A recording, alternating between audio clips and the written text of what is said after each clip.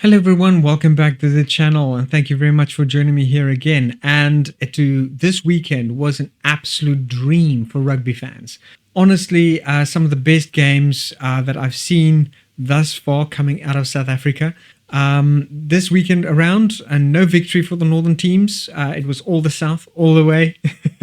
And I'm smiling ear to ear for that one. Bulls versus Cardiff, the Sharks versus Munster on Saturday, and then of course that followed up by the Lions versus Edinburgh, with a surprise appearance by Luan Giliomee for the Scottish side, and then the Stormers on Sunday against the Dragons, which I think everybody kind of underestimated, because they played really well in my opinion. It wasn't a whitewash, as we probably thought it would be. I mean, Dragons coming in from the 15th position, really low down on the log, and the Stormers trying to push for the number one spot themselves. So, unfortunately, Glasgow Warriors still maintaining the top spot, winning against Leinster this weekend, and really making it tough for the Stormers to try and regain that number one spot this early in the playoffs. But we'll have to see what happens. But without any further ado, guys, let's just jump straight into the analysis and let's talk rugby.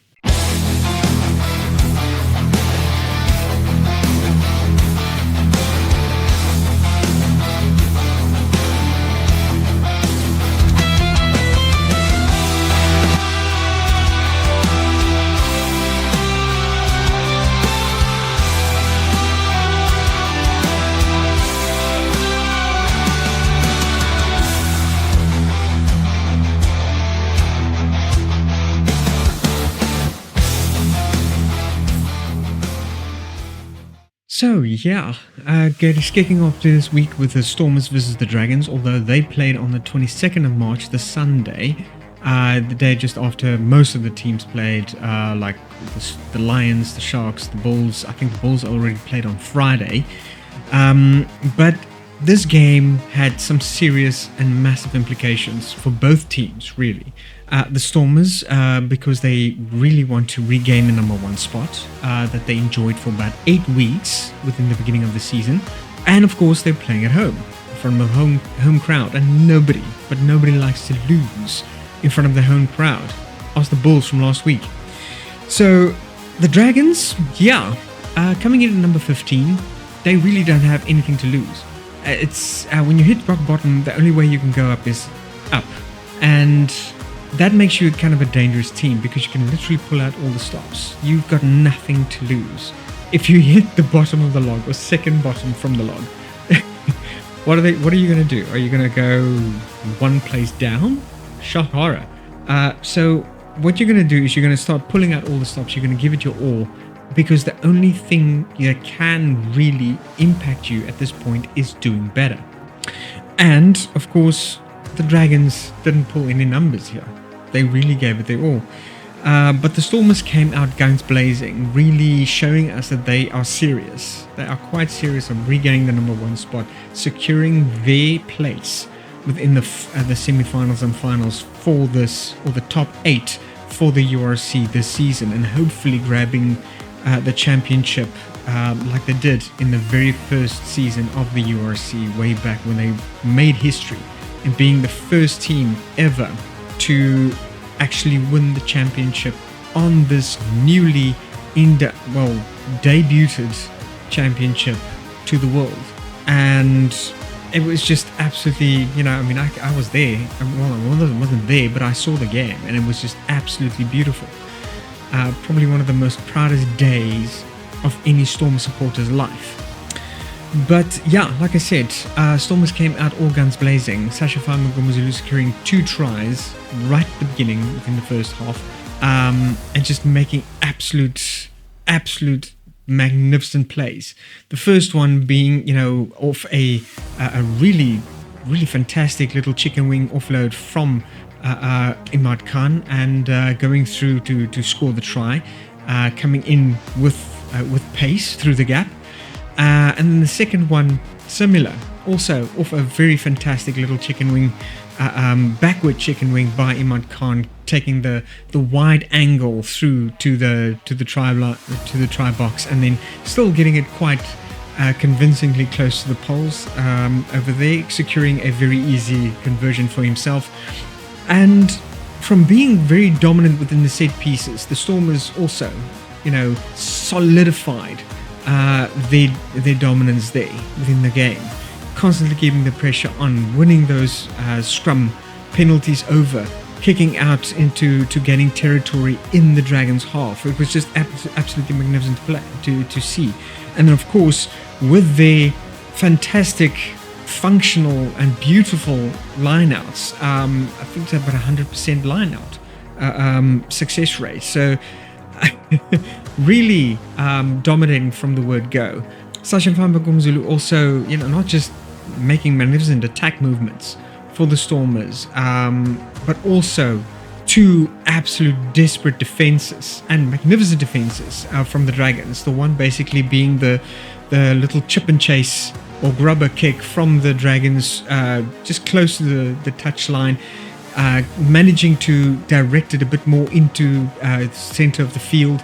Sacha Feinberg-Mngomezulu coming in from the touchline as well, outpacing the Dragons attackers, and then managing to actually just nail him in front of the posts there about 5 to 10 meters out, with a fantastic little defensive play there. And then the second one in an absolute display of skill or desperation. I can't really choose which one, but he manages to beat Rio Dyer to the ball as it came off a up and over kick into their goal box. The ball bounced a few times and both players went for the ball, managing just to get both of their hands on the ball, grounding it behind just before the deadline. And unfortunately, for the Dragons, the TMO making absolutely the right call there. Both hands on the ball as it was grounded. No clear grounding from any particular player was visible, so no try, goal line dropout, which was just absolute brilliant, quick thinking by Sacha Feinberg-Mngomezulu and at that time. And then, of course, Ivan Ruiz following up a fantastic try just into sort of at the beginning of the second half with a massive, fantastic pick and drive from a driving maul as well off the line out. Getting a fantastic try there, just seeing the gap, picking up the ball and just gunning for it, and then powerfully just bulldoze his way across the line. Fantastic play by him. Rio Dyer and also, Thomas Young scoring a fantastic try for himself, also off a really tough and powerful rolling maul there for the Dragons. And then Rio Dyer also, this time not being denied by a second hand on the ball, getting a fantastic try for himself, just off of another little up and over there. Basically concluding the only 2 tries scored by the Dragons. Coming into, obviously, not 2 tries. There were 3 tries scored. The one was, I think, quite late in the first half, scored by Seb Davies. Yeah, the Welsh lock, just managing to see a gap, take the opportunity and run through. But there is a bit of controversy on that try, because and it was looked at by the TMO and the referee as well, and I'm not quite sure if they actually made the right call there, because the number 4 lock for the Dragons seems to be playing obstruction or causing obstruction there, clearly preventing a Stormers player from actually accessing the ball carrier so he can make a tackle. But now there is the sort of controversial view that the player didn't actually change direction. Seb Davies basically ducking in behind his number 4 lock, sort of making a bit of an arch run towards the try line around the player, and then of course his number 4 teammates just running straight and quite inevitably keeping the Storm's player from actually making the tackle. I'm not quite sure who it was. It wasn't I don't think it was Ivan Roos. It could have possibly have been Deon Fourie that he kind of blocked off. Deon Fourie obviously making man of the match, playing an absolutely smashing game, being very quick at the breakdowns, facilitating so many turnover balls for the Stormers as well. Absolutely a cracking game for this man as well. This absolute Stormers veteran there. Of course, also ex-Springbok player. And then, of course, Wandisile Simelane. I mean, we cannot talk about this game against the Dragons without this unbelievable stroke of luck for Wandisile Simelane. Off a grubber, kicks by him, little up and over that he chased himself. Unfortunately for the defending Dragons player, the ball just bounces quite high and then over his head, straight into the arms of the waiting arms of Wandisile Simelane. They just had to basically just make the couple of steps over the line and get the try there. Fantastic one. Completely unexpected, I think, by anybody, because, yeah, the ball just... I mean, that's the thing about a rugby ball. It doesn't bounce straight.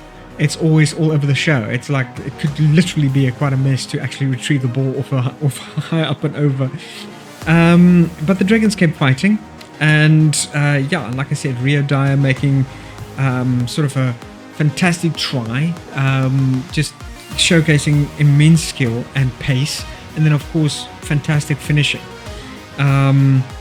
Stormers getting an early advantage with 12 points, then of course from Seb Davies scoring a late sort of first half try, bringing the halftime score up to 12-7.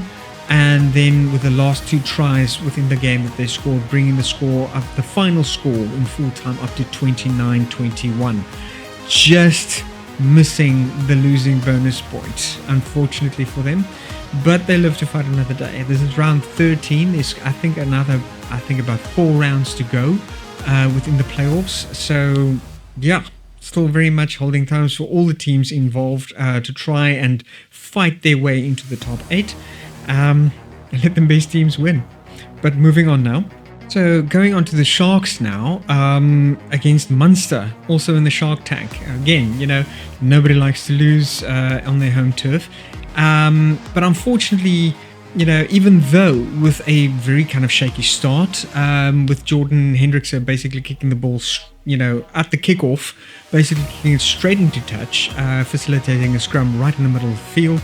The Sharks didn't have, you know, kind of, you know, came in with full strength, I feel. And a lot of people kind of thought, you know, this could count against the Sharks in quite a massive way, but boy, were we wrong. And I'm talking about, you know, about 11 players that's off for injury. Ibn Etzebeth that it's still off on his 12-week ban due to the eye gouging on the Welsh player. And in the autumn series last year. And then of course, you know, people like Bongi Mbonambi still being out with injury time. Marvin Ori still waiting to undergo his neck surgery. Really holding thumbs for him. I mean, that is just not really something that you want to live through or want to experience as a professional sportsman. But I'm really holding thumbs for him, and my thoughts is with him and his family as they're going through this. Really holding thumbs to, you know, and hoping to see that that he will be cleared for playing once again pretty soon. Unfortunately, I don't think he's going to make the playoffs, but maybe, just maybe, you know, for later in the year, he will probably be ready to rejoin the Sharks again. Unfortunately, now with the Springbok alignment camps in full swing, I seriously doubt he's going to be picked for the 2027 World Cup, which is must be an utter disappointment for him. Yeah. But anyway, Grant Williams making a serious impact in this game from beginning to end. I mean, this young man, until he was obviously replaced by Bradley Davids, but really making an absolute fantastic impact with with his play. I think he's also scored himself the very first try of the game, making a brilliant game for him. The Sharks set plays again very well oiled off the scrums, winning almost 100% of their scrum penalties, retrieving every single ball off the line out. With with under estrays and making the breakdowns extremely hard for Munster. But ultimately, I feel that the Munster discipline and the lack of ball handling and accuracy there kind of was what really threw the game for them. They did quite well, though, I have to admit, in converting, ball position, turnover balls and ball position into pressure. But unfortunately, due to the ball handling, the lack of accuracy there, they just couldn't convert that into points. And I'll to show you what I'm talking about in just a minute or so. But just a couple of really, honorable mentions that I've got to give here. Luan Giliomee, fantastic youngster. At 19 years of age, the youngest player in the Stormers team thus far. And he just makes impact from the word go. Scoring his own try as well for the Sharks in the game, and just absolutely, but during the course of the game, just making life very difficult for Munster. Always harassing the attacking players. Always there to defend. Always just with speed and agility, just running circles around the opponents, and it just absolutely fantastic performance by this youngster, making some serious impact for there as well. The young prop Ganyane also making his first debut try for the Sharks, and then I think Emile van Heerden also scoring a fantastic try for the Sharks as well within the second half. I think that's probably his debut try for the Sharks as well, although he has got a few caps for the Sharks underneath the belt.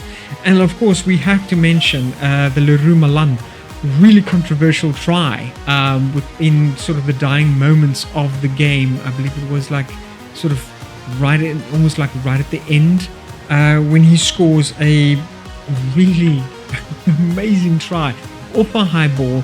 Him and the Munster player both going for the retrieving of the ball. He manages to rip the ball from the Munster player's control in mid-air, and kind of loses control over it. But his right arm never seems to lose contact with the ball as he falls on top of it in the goal box. Of course, this is, the try is awarded, but the referee also obviously calls time off to try and review this, to ask the TMO Holly Davidson, is there any reason he should not award this try?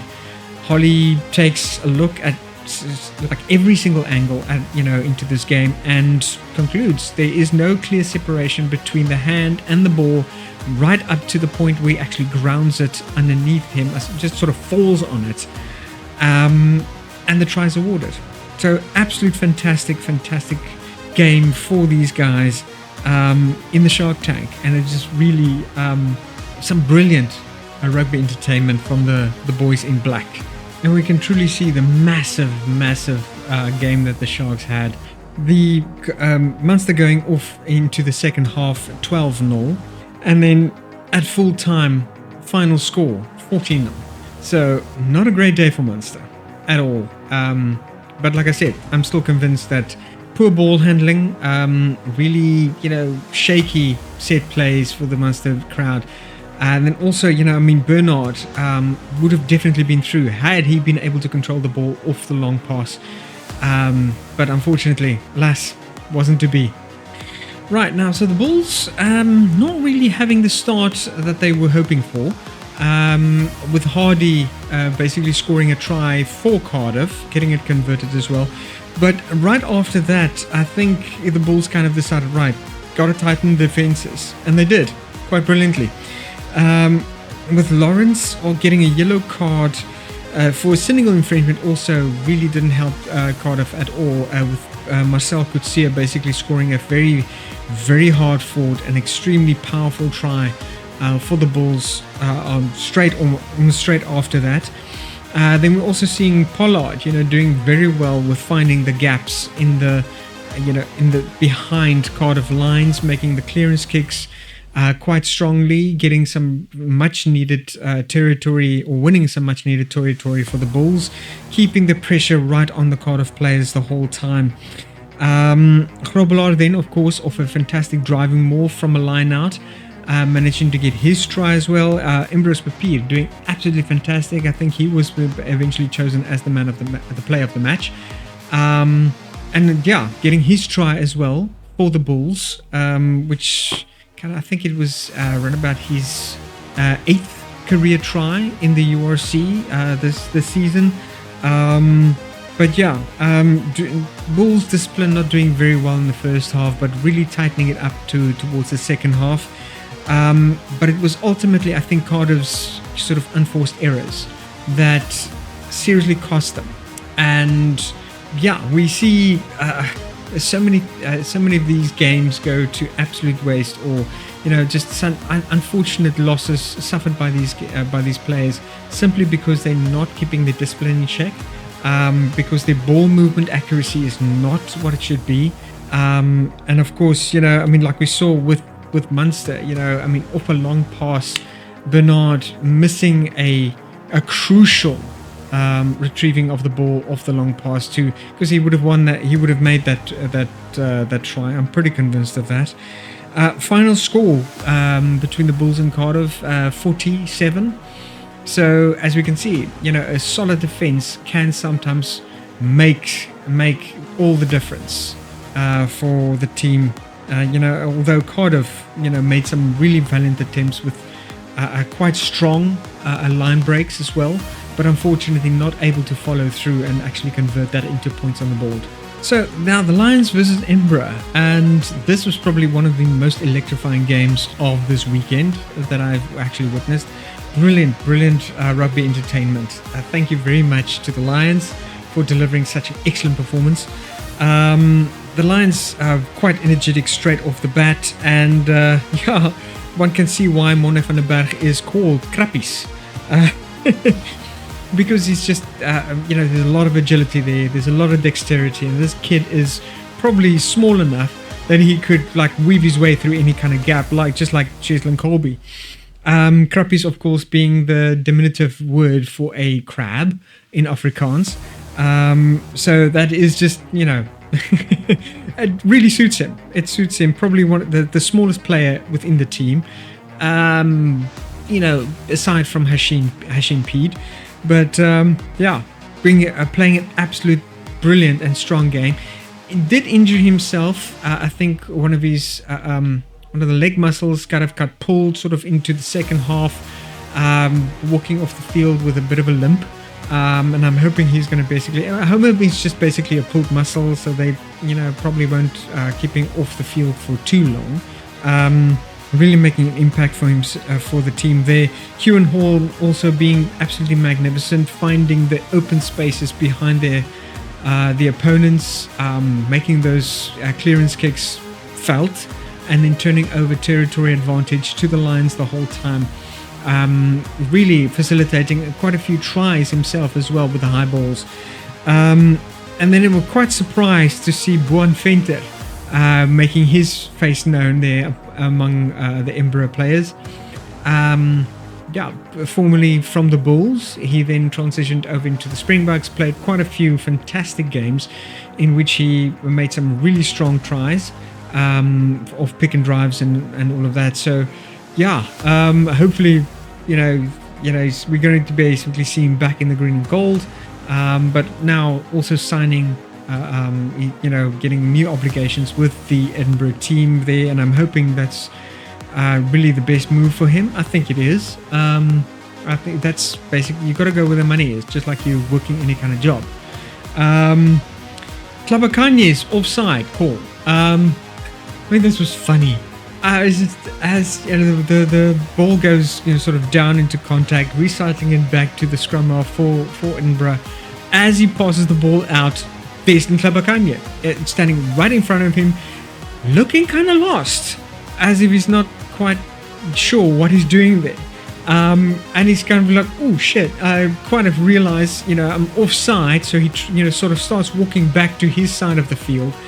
And then he gets cited for being offside, which I suppose is true, but he didn't engage the ball or any kind of ball carrier player. Didn't tackle, didn't make any tackles, didn't try and go for the ball, didn't try and harass the Edinburgh back line. So I'm not quite sure if that is a justified call. Sure, a player being sort of on the wrong side of the gain line, but he's not really, like I said, he's not really engaging. He's not doing anything. He's just there, not being disruptive at all. Even the Edinburgh scrum half managed to actually successfully offload the ball, and then play continued wanted to continue until the referee blew the whistle for the offside.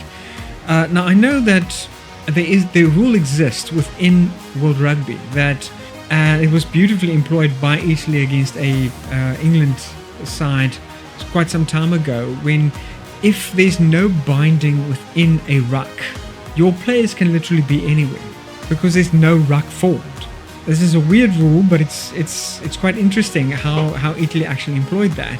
Whenever the ball went dead off a tackle, the tackler would roll away and none of the Italian players would actually bind in the ruck. So a ruck is not officially formed. So what they would do is they would literally position their players all over, amongst the English players, along their back line, whatever. And if the ball comes out, of course they can engage because there's no official ruck formed. So there's no gain line, so there's no offside. Brilliant tactic, I have to admit. Quite shrewd and sly, but absolutely brilliant. And it's not against the rules, so quite brilliant innovation from the Italian side, I have to say.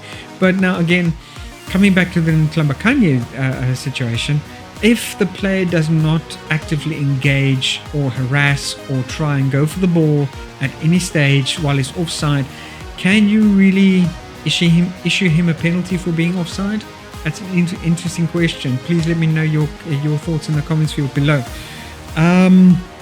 The Edinburgh team are dominating obviously within the scrums, especially quite early in the game, winning 100% success rate of their scrum penalties, where the Lions only secured about 80% of their ball within the scrums. Lions combining speed, agility, and sheer fantastic defense. Really tight defense, hardly ever allowing the Edinburgh side through, although sort of late within the second half you could literally see that the fatigue was busy setting in, as the Edinburgh side has now already started swapping out players and Lions were still to follow with their replacements. You could literally see the players starting to, taking strain a bit, especially within the defensive side. And that's exactly where I think about three tries was awarded to Edinburgh. I think one unconverted, bringing their final score to 17 and 58 for the Lions. So quite a brilliant game for them. The Edinburgh Lions being 35-0 up at half time. Franco Horn then being penalised with a yellow card, and quite justifiably so. Although I do think not deliberate at all. This was a cynical infringement, as the ball carrier was tackled. He came in to try and bind in the ruck and contest the ball, but as he obviously did so, the Edinburgh player tossed the ball, or tried to toss the ball back to offload it to his teammates. Franco Horn obviously just in a spontaneous reaction slapped towards the ball, knocking it down, resulting in a deliberate knockdown call by the referee. Yellow card is off for 10 minutes. Unfortunately, right call. Absolutely the right call. I cannot fault the referee on that one. One iota. Actually, in quite... honestly, I cannot really fault any referees' calls in this weekend's rugby games, but unfortunately, except for the Seb Davies call, and I'm not saying that because they were playing against the Stormers, but in watching the game, I concluded to myself that was obstruction. Although the referee concluded no, he didn't change any direction, he just ran straight. But I mean, how do you know? How can you judge whether a player deliberately chooses a direction to run in and just carry on straight running, whether that is actually obstruction or not. I mean, to me, the very definition of obstruction is the fact that you're obstructing a defender from reaching the ball carrier. And if he had realistically been able to make the tackle and you run in front of him, blocking his path towards the ball carrier, then that's got to be obstruction. It's got to be obstruction. That's just my thoughts. But obviously, leave me your comments or your thoughts in the comments field below on that one as well. Please, I love hearing from you guys. Any kind of comments are always welcome. Lions being absolutely better within the line outs, although Edinburgh didn't make it quite easy for them. Lions winning 100% of their line outs compared to the Edinburgh's 78%. Which kind of, I suppose, would be able to cost them in the long run. It just puts pressure, unwanted pressure on them. And then, of course, the Edinburgh team also struggling a bit with the unforced errors there the whole time. Hashim Peed also making massive impact, scoring a fantastic try right at the end of the game on the 80th minute, finishing off 58-17 for the Lions. And a fantastic game. Probably one of the best games played in this weekend. So it's just a fantastic weekend of rugby entertainment. But that's it from me, guys. Thank you very much for watching. And I'll be looking forward to see you guys in the next video. Please leave a like and subscribe. Hit that thumbs up button if you haven't done so. Get your friends to do the same and invite them to please come and, if they're also rugby fans and are interested in match analysis from a guy that just loves to talk rugby, please get them to give them my channel's link, let them come on here, let them see if they like it, let them like and subscribe as well. It really helps out the channel. And please take care of your loved ones and yourself. I'll be seeing you guys in the next video. Peace out. On his knees again, that is brilliant defending. Bronson Mills, the last man up. Well, quick play from the Lions. And Henko van Wyk off into his stride. Angelo Davids, what a wonderful step from him. Van der Berg to his inside, Van Wyk to his right. And what a quick ruck ball here. Van der Berg and Kewan Horn as first receiver. Mills for Landsberg, frees the arms in the tackle. And Van der Berg is there, popping it up for Mills. I got it back with White Cross.